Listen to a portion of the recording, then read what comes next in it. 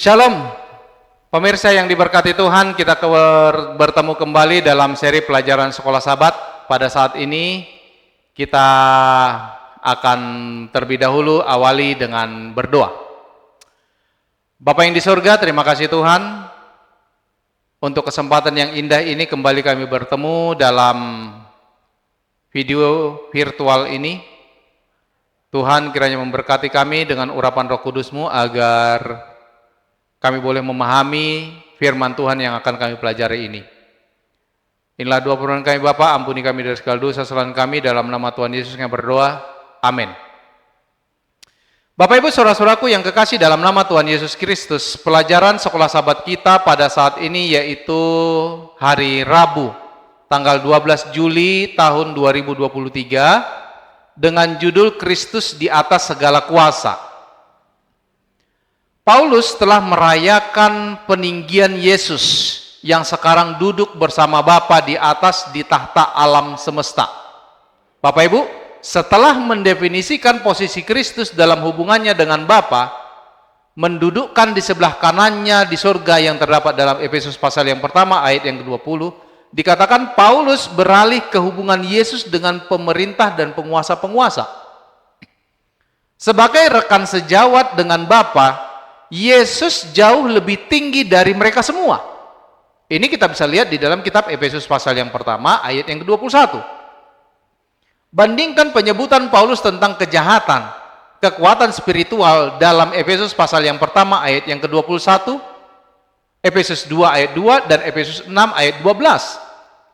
Kalau kita lihat dalam kitab Efesus pasal yang pertama ayat 21, jauh lebih tinggi dari segala pemerintah dan penguasa dan kekuasaan dan kerajaan dan tiap-tiap nama yang dapat disebut, bukan hanya di dunia ini saja, melainkan juga di dunia yang akan datang. Lalu kalau kita lihat dalam kitab Efesus pasal 2 ayat 12, ayat yang kedua, kamu hidup di dalamnya karena kamu mengikuti jalan dunia ini, karena kamu mentaati penguasa kerajaan angkasa, yaitu roh yang sekarang sedang bekerja di antara orang-orang durhaka. Lalu selanjutnya kalau kita lihat dalam kitab Efesus pasal 6 ayat yang ke-12, karena perjuangan kita bukanlah melawan darah dan daging, tetapi melawan pemerintah-pemerintah, melawan penguasa-penguasa, melawan penghulu-penghulu dunia yang gelap ini, melawan roh-roh jahat di udara. Bapak Ibu saudara-saudara sekalian, menurut Anda mengapa Paulus begitu tertarik untuk kekuasaan-kekuasaan ini? Kisah para Rasul pasal 19 ayat 11 sampai 20 dengan kisahnya tentang 7 putra Skewa menggambarkan bahwa Efesus pada zaman Paulus adalah pusat sedi gaib. Sifat utama dari praktik sihir di seluruh dunia Helenistik adalah pengetahuan akan dunia roh yang memberikan pengaruh pada hampir setiap aspek kehidupan. Tujuan dari ahli sihir adalah untuk membedakan roh-roh yang membantu dari hal-hal yang berbahaya dan mempelajari fungsi-fungsi yang berbeda dan kekuatan-kekuatan yang berhubungan dan otoritas dari roh-roh tersebut. Melalui pengetahuan ini Bapak Ibu sekalian, maksud dapat diciptakan dengan formula, lisan, atau tertulis, jimat, dan lain-lain untuk memanipulasi roh demi kepentingan individu. Dengan formula yang tepat, Bapak Ibu sekalian, penyakit yang disebabkan oleh roh dapat disembuhkan atau perlombaan kereta dapat dimenangkan. Ini kutipan bisa kita lihat dalam tulisan Clinton E. Arnold dalam bukunya Power and Magic, The Concept of Power in Ephesians.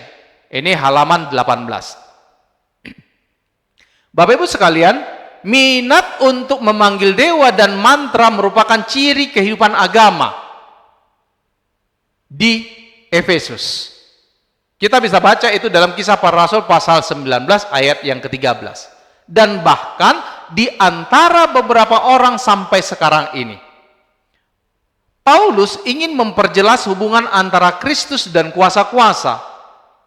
Kita baca ayatnya, Yesus dimuliakan jauh lebih tinggi dari segala pemerintah dan penguasa dan kekuasaan dan kerajaan yang terdapat di dalam kitab Efesus pasal yang pertama ayat yang 21.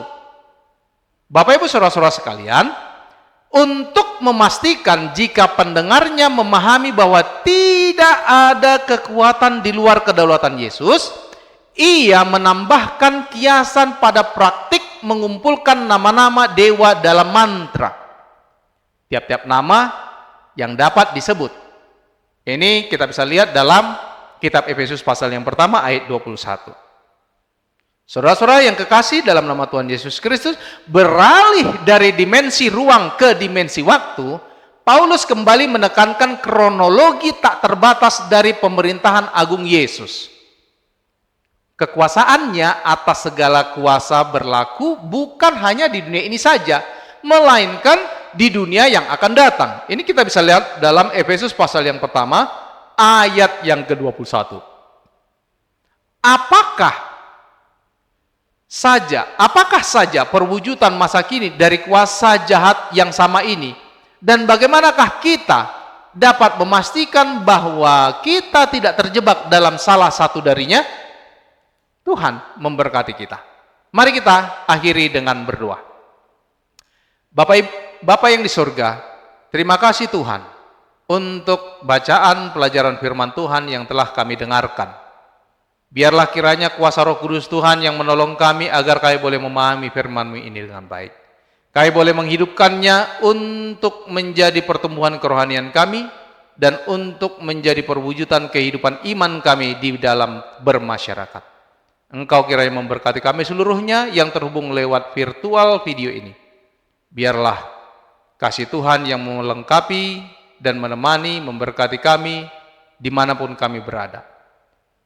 Waktu yang indah kiranya boleh menjadi bagian kami di waktu yang akan datang, di mana kami boleh bersama-sama belajar firman Tuhan. Ampuni kami Tuhan dari segala dosa kesalahan kami, kehendak-Mu yang terjadi dalam hidup kami. Kami persembahkan dua permohonan kami ini hanya melalui anak-Mu Yesus Kristus yang menjadi Tuhan dan Juru Selamat kami. Amin.